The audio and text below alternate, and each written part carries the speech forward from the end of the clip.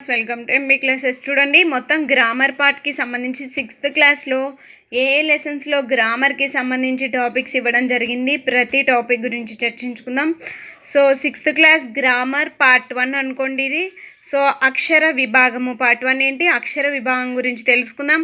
So మొత్తం అక్షరాలు, తెలుగు భాషలోని అక్షరాల సంఖ్య 56 అక్షరాలు. అందులో ఏమేమి అచ్చులు, హల్లులు, ఉభయ అక్షరాలు ఉంటాయన్నమాట. ఈ విధంగా 3 విధాలుగా విభజించడం జరిగింది. సో అచ్చులు ఆ నుంచి అవ్ వరకు ఉన్న వాటిని అచ్చులు అంటారు. అచ్చులు ఎన్ని ఉన్నాయి? అచ్చులు మొత్తం 16. అలాగే హల్లులు ఎన్ని? 37 హల్లులు. కాటు హ. అలాగే సున్నా అర సున్నా విసర్గ, వీటి మూడింటిని ఉభయ అక్షరాలు అంటారు. ఈ మూడింటిని ఉభయ అక్షరాలు అంటారు. చూడండి, మొత్తం ఎన్ని? 56 ఉన్నాయి అక్షరాలు. అండ్ నెక్స్ట్ చూడండి, అచ్చుల విభాగానికి సంబంధించి ఒక మాత్ర కాలంలో ఉచ్చరించే అక్షరాలు, ఏకమాత్ర కాలంలో ఉచ్చరించే అక్షరాలని హ్రస్వాలు అంటారు. ఏమంటారు? ఏకమాత్ర కాలంలో ఉచ్చరించే అక్షరాలని హ్రస్వాలు అంటారు. హ్రస్వాలు ఏంటేంటివి? నార్మల్ దీర్ఘం లేకుండా ఉన్నవి హచ్చులు. చూడండి, అ, ఈ, ఉ, రు, లు, ఏ, ఓ, ఇవి హ్రస్వాలు.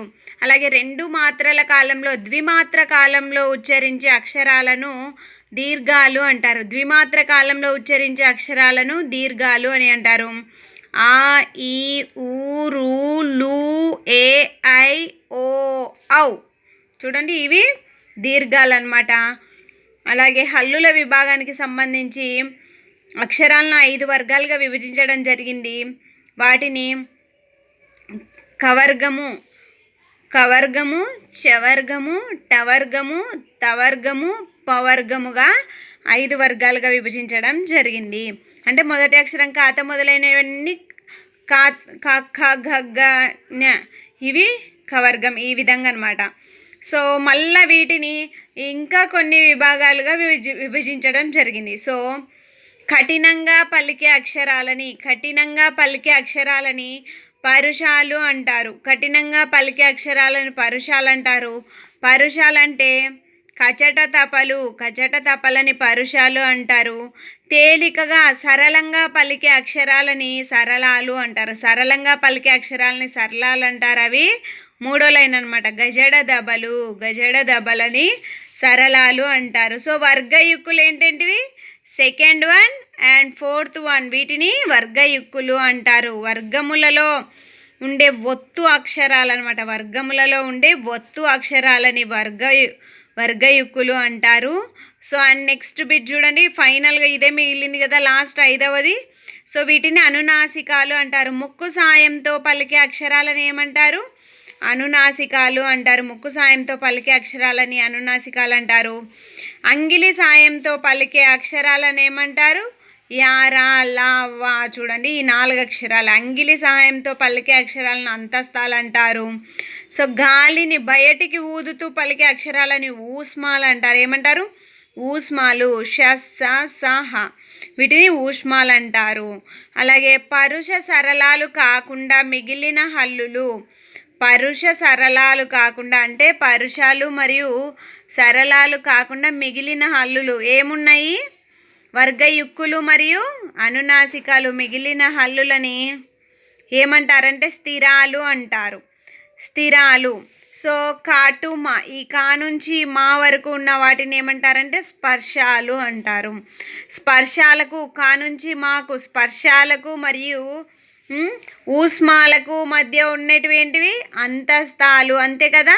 వీటి ముందర ఉంటాయి యారా, లావాలు. వీటి తర్వాత మా తర్వాత వస్తాయి కదా. సో స్పర్శాలకు, ఊష్మాలకు మధ్య ఉండేటివి ఏంటివి?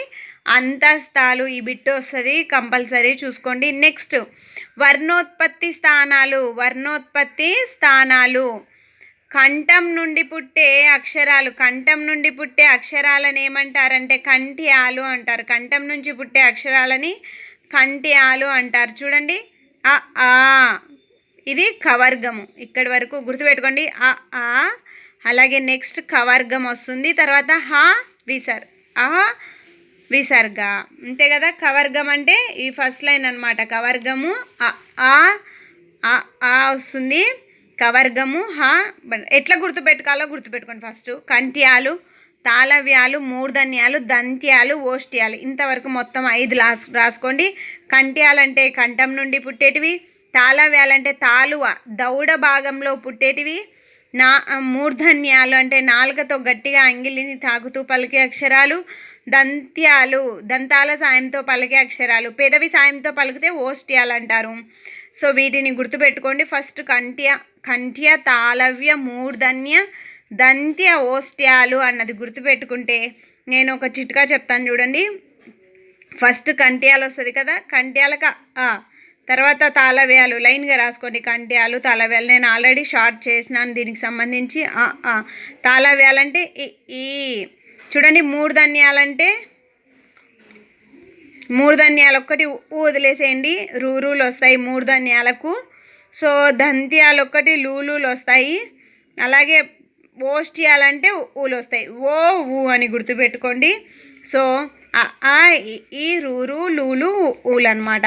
ఇవి అచ్చులకు సంబంధించి. హల్లులకు సంబంధించి కవర్గము first one, and second one చవర్గము, అండ్ థర్డ్ వన్ టవర్గము, నెక్స్ట్ తవర్గము, పవర్గం. ఇది లైన్గా అనమాట, వర్గాలు లైన్గా ఉన్నాయి కదా, ఇట్లా లైన్ గుర్తుపెట్టుకోండి.